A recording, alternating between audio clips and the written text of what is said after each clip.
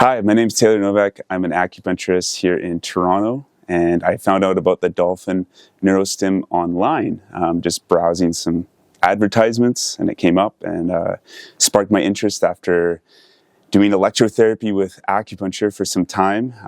I wanted to see what the difference was between using a macro hertz level to a micro hertz with the Dolphin Neurostim, and I found that the results were miraculous after just the first treatment that I used it. A patient came in with a hurt shoulder, only about 50 degrees of flexion, and within this single treatment, their pain went down from an 8 out of 10 to a 2 out of 10, and they had full range of movement with their shoulder afterwards. So truly incredible, this device, and I'm looking forward to learning more with their courses and the wonderful team here at Dolphin. Thank you so much.